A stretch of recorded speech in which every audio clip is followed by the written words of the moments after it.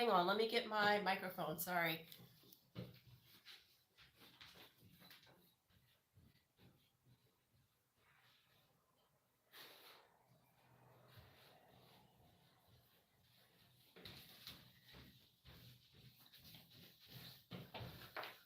Okay.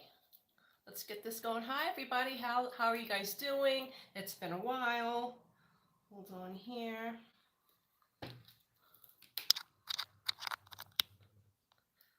Okay, there we go. Hi, everybody. How are you? This is CT over the NYC Indian, and today we're going to be reviewing Married at First Sight Decision Day. So I caught the episode this morning. I recorded it from last night.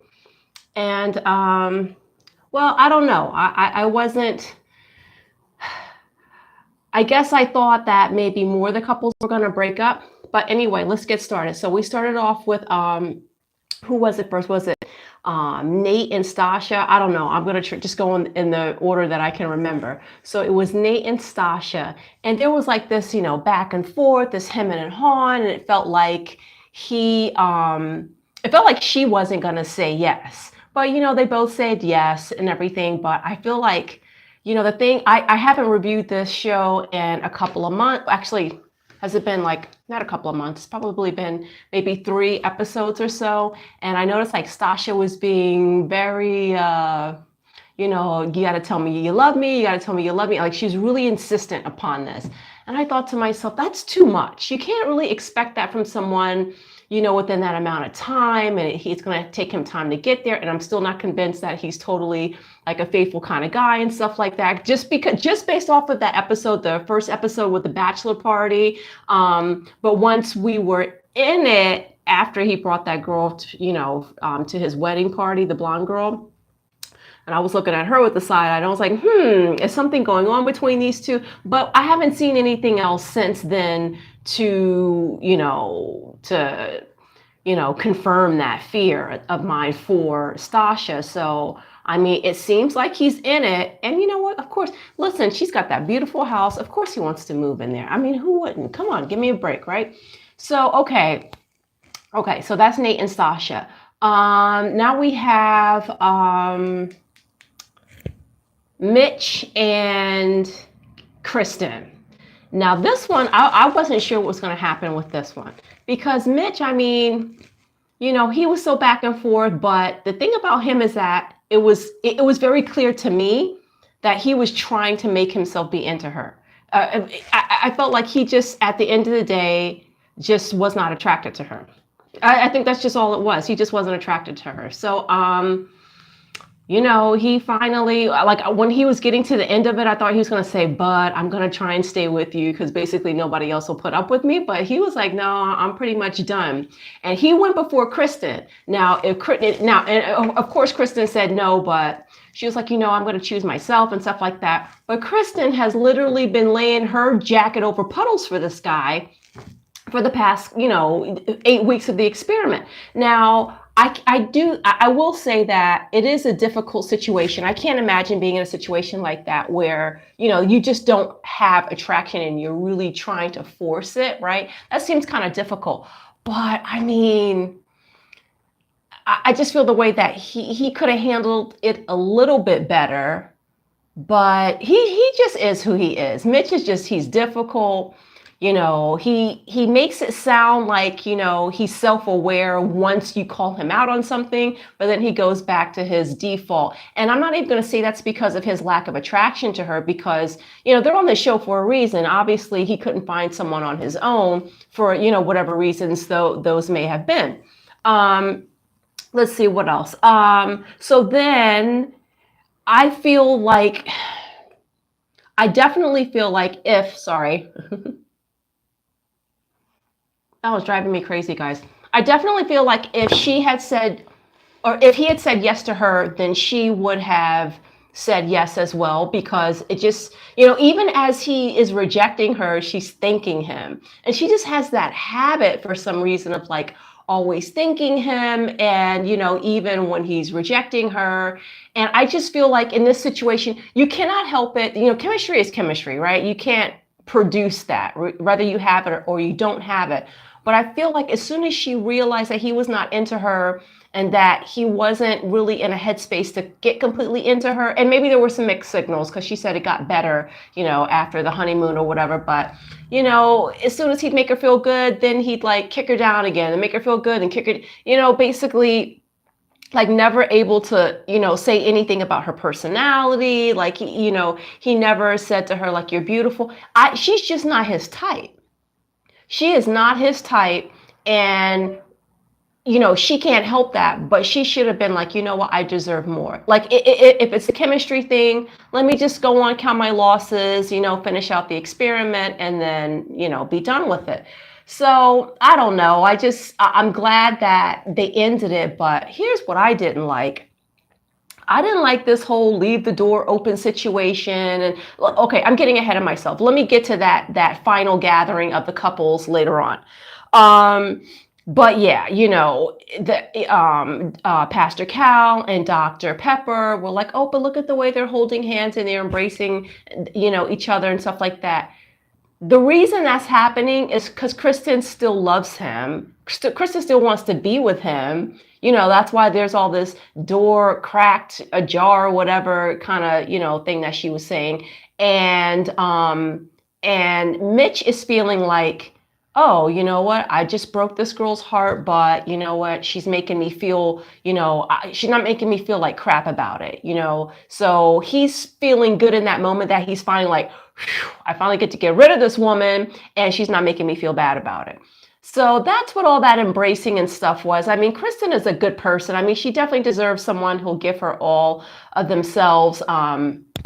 Maybe she's just been single to this point because I don't know, maybe she's always bending into a pretzel to be, what someone else wants instead of being her true authentic self. Okay, so now let's go to Lindy and Miguel. So I wasn't sure about this one because obviously Miguel, like every 5 minutes is like, if you keep up with this, you keep up with this. I think what's going to happen, I think for the long haul, I think they might be together for the long haul. I mean, because when I would do my predictions before, I would have my predictions for people who were going to say yes on decision day and then who would stay together, long term. So it's been so long since I made my predictions. I don't even remember who I said who was going to stay together and who wasn't.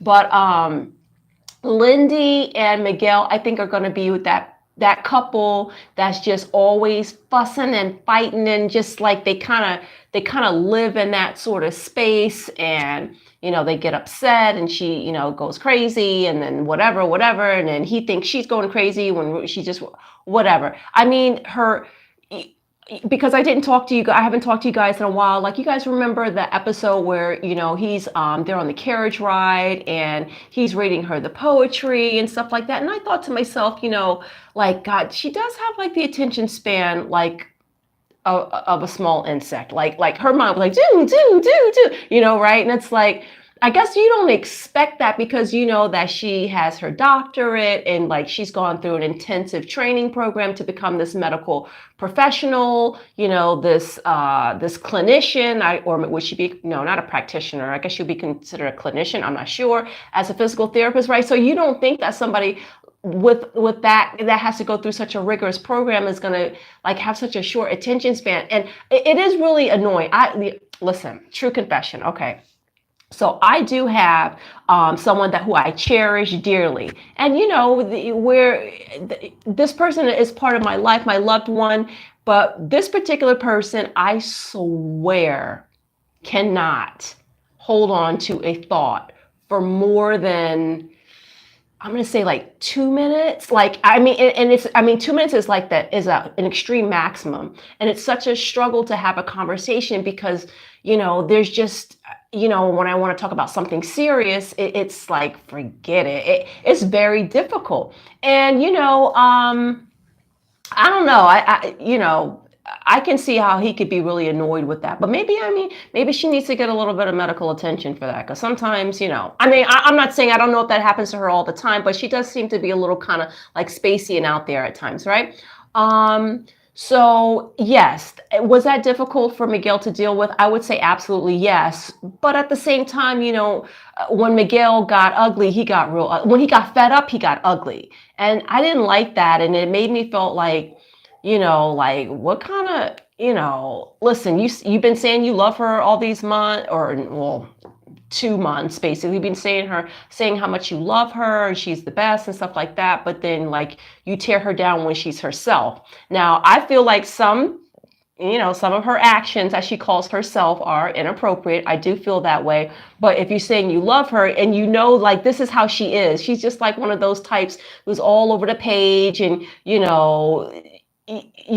that's just like who she is. So if you love that, then maybe just like help, try to help her work on interrupting or focusing a little bit more without like breaking down who she is, like down to the core, because that's kind of how it felt. It just felt really like sort of mean spirited and stuff on Miguel's part. Let's see what else. Okay, so that's Lindy and Miguel. Now we have well, Ben and Morgan, of course, they already made their decision day a couple of months ago. Who else is there? I did Lindy and Miguel, Nate and Stasha. Oh, okay. Oh, the last couple. How could I forget? Alexis and Justin. So, gosh, this was hard to watch. I feel as though they should have did their decision day like she should have did basically what Morgan did and just walked off, because she knew that she wasn't into him. We got to go all the way back to her seeing him online on the app and already deciding in that moment that he is not her type. So to see him at the end of the aisle must have been like, oh my God. And then, yes, he's very, very sensitive. And, listen, in California, I'm sure he could do well, in terms of like dating and stuff like that. I'm just not sure what his dating preferences are, but yeah, he's not everybody's type, right? Because he's so tall and lanky, but he doesn't have to be everybody's type. I'm sure he can still pull ladies. And I'm sure after this, he's going to get somebody probably who doesn't mind that he's sensitive and stuff like that. I'm sure Justin's probably engaged already. I just would not be surprised. I haven't heard anything or read anything. That's just what I think, But yeah, she pulls out this list and stuff like that. I mean, he was already saying like, oh, he wasn't completely sure. He was 90% in or whatever, but he still decides to say yes. Now, when it's her turn, she pulls out this list and she's like, and I know that we'll get through the storm and I've seen your growth. Like, I mean, it was just like so disingenuous. And I was like, just pull off the Band-Aid. But I don't know if there's some kind of financial something here, because is it that she's scared that she's going to look like the villain because she can't, break up with him so soon after him giving up the dog, even though she said that she felt that it was manipulative, that he expected her to stay with him as a condition, an unspoken condition of giving away the dog. I don't know. Just, it's like, why did she stick in there so long? He knew it in his heart. He knew that this woman did not want to be with him. I mean, he could sense it, right? I mean, he could sense it. She would tell him like, oh, I don't know about this. Every moment she had to break him down. Now, okay, yeah, maybe he has some things he needs to work on, but Justin is not a bad guy. Come on. You know what I mean? I felt like, at least, bare minimum, like the stuff about his, his performance and his abstinence and things like that is not something that, she should be shouting across a crowd of people in public, several times, and, talking about his thrust. And I mean, it was just embarrassing. Oh my God, I felt so bad for him. So, oh, that just hurt so bad.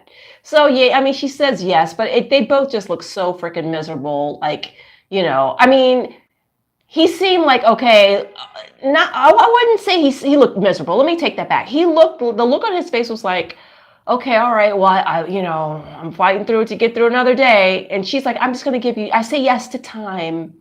So that's when I was like, okay, that's it. There has to be a financial incentive here. I cannot imagine that they are not paying these people. What else am I supposed to think? I mean, for her to treat him the way that she does and to still stay with him, they got to be getting paid. Is there something like if they stay together for a certain amount of time, or if they say yes on decision day, then maybe is there something else that they get like a year later? Like I've heard all kinds of things, and it kind of makes sense because it's like why would they stay together? Remember Clara and Ryan? That was another SHIT show. You know what I mean? Like, how did they stay together like that? And then, they break up shortly after decision day. So maybe there was something financial. That's all I can think of. I can't think of anything else. All right. So now let's get to the group chat that they had later on together. They wanted to see who all decided to stay and who decided to leave. So, everybody's like asking one another. And what really stood out to me was like when Mitch was talking about his situation and, and Kristen saying like, I'm just going to leave the door open a little bit, because she said something about, maybe things not being 100% closed off or something like that when she was or when they were with Dr. Pepper and Pastor Cal. But then it really became this thing, like the way it came off to me was like she was saying like, you know what, yeah, we've broken up, but you know what, hey, things make it a little bit better. We're just going to stay in communication and we're still going to be good. And then, maybe we'll be able to kind of like get together a little bit later. And then, but I definitely want marriage and I want babies. And it's like, Kristen, for fuck's sake, woman. Do you not know when a man does not want you? Haven't you heard the expression, you don't chase after a man? Now, I'm not saying you can't be the pursuer if that's your style, but even in pursuit, there's difference between a pursuit and a chase. You know what I mean? You can let somebody know that you're interested in them, but not be like, going after them and her words are, oh, I deserve more. I do this, do that. And, and then he's like, whoa, whoa, whoa, whoa. Okay. A jar, but I made my decision. Like, look, he's like, I took that Band-Aid off my head, honey. I ripped off that Band-Aid and I'm done. So, we can like call each other on Christmas or whatever, but I need to find my little, blonde, bombshell collecting recyclables, in Santa Barbara or something like that. I just, these two, the whole, it's funny because he was attracted to her mother and so I'm not buying it. I definitely think it's, I shouldn't say blonde bombshell. Let me take that back because I don't know if that necessarily blonde is his preference, but he likes the beachy, right? Earthy kind of girl and stuff like that. But that's not all he likes because he was obviously attracted to Kristen's mom during the wedding ceremony, right? So it's not that he only likes, a girl with no makeup and stuff like that. It's that he just doesn't like her. And it's so painfully obvious. I remember there was a scene where Kristen was doing something and she had on her hat and she looked like she literally had rolled out of her bed. Her nose was like so red and you could tell she had on no makeup. And I felt bad because I know, like, and we've seen her a couple of times with her nose kind of red. I think she just has a red nose, right? And if you have rosacea or you have blemishes, I got major, massive dark circles. Like there's certain things, like if I'm dating someone, they say that, hey, that makeup that you use to cover up your dark circles or your red nose doesn't work for me, then I'm going to be like, okay, well, it was nice meeting you, right? Because that's like part of my routine of what I need to feel good when I present myself to the world. And sitting there watching her on camera where I know she's not comfortable not wearing makeup like that. That's obviously not who she is. She's a girl that likes to do herself up. And she's not over the top by any means. She's very average in the sense of like a city girl, right? And so I just, it was, she's just sitting there, poor thing, and like she's got very big eyes, right? I was talking about that earlier, like, and sometimes when you have big eyes, you do makeup techniques to try and make them look smaller, or you try to, you do certain things to counterbalance this, or that, or what. I just think that she really exposed herself like in a naked way in front of the world, being vulnerable just so that she could look more like what he wanted to, and then he still wasn't into her. So we just know he was just not into her. You know what? But she's gonna find somebody. She's got a tight little body. Okay, that one right there, she got a tight little body, and I mean, yeah, she's so quirky and stuff like that, but she'll find somebody. Mitch, on the other hand, I mean, the way so many of us girls suspend our critical thinking when we get with some of these guys, I'm surprised he hasn't found somebody already. Or actually, I did hear something. Well, I don't know if he's with somebody or not. That's something that I heard. That's the word on the curb, but we'll see about that. But yeah, he's basically like, what are you talking about? Like, I mean, I'm not, no, there's no door ajar. I'm done. Finito, right? So, and of course, here comes, oh, messy Alexis. Alexis just doesn't want to see anyone happy. Okay. That's just all that it is. And, she's asking questions to Mitch, and then now they're turning it on him and making him seem like, oh, but, are you going back on what you're saying about leaving the door ajar or something like that? And then now Kristen's getting upset. She's like, okay, well, now I understand where Kristen's got that funny voice, right? Now I understand where you stand now. I got it. And it's like, come on, Kristen, how many times are you going to let this man make a fool of you? You got one time to make a fool out of me. After that, that's on me, because I'm allowing some things to happen, right? Even though you're an ass for, doing that. But in this case, I don't think he was an ass, because, that was all her talking about, this keeping this door open stuff. He wasn't talking about that. He didn't want to be with her. So then so the final scene was really funny. So when they all get together, and they're here, who do we see coming in looking like a brand new penny, honey? That was our Mr. Ben. He looked so good. Skin was all shining. His teeth looked all good and clean. He cleans up very well. He's a nice looking young man, right? So, oh my God, young man, listen to me. I'm showing my age, right? Sounding like a middle-aged woman over here. He's a nice looking guy. So anyway, he comes in, and the funny thing is, did you all catch Alexis's face when he came in? She wasn't expecting him. She was like, she was like drinking or eating something. She wanted to choke or something. Her face never like lit up like, oh, hey, Ben. Never. It was really funny. Everybody else was like, oh, Ben, you look good. And then here comes Morgan coming in after him, right? With that outfit. And I said, oh, Maths, you all are wrong for letting her come in there with that half tucked in shirt with that bra. And that outfit looked, she just, oh God, I don't know. Everybody, I am not like team, I'm not team Megan anymore. Well, I never really was to begin with, but I mean, I had hopes in the beginning, but the way that she treated Ben, I'm sorry, that I'm just done with that. And Ben was like, yeah, well, I saw her at the gym, and I just like threw a peace sign and like kept going about my business. I'm like, good. See, Kristen, take notes. That's what you do. That's what you call severing the tie. Now, I don't want to hear anything about text messages or anything else being exchanged the way she treated him. Oh my God. So listen. Now, next week, we're going to have to meet up and talk about this reunion, because, honey, listen, did you hear that? Did you all see the scenes where it looks like Justin is trying to get up out of his seat and go towards Nate? Oh my God. I say, you got to be kidding me. Are you serious? And the accusation, listen, I don't know what's going on, but all I do know is that, Justin, to make an accusation like that, Justin, I mean, is there anything going on with him? Him making that accusation against Nate, I'm not buying that. I'm not buying that for like 2 seconds. But you know what? Hey, you never know, right? Well, all right. So that's it. I wanted to keep this short today. Thank you guys so much for tuning in. I appreciate you guys.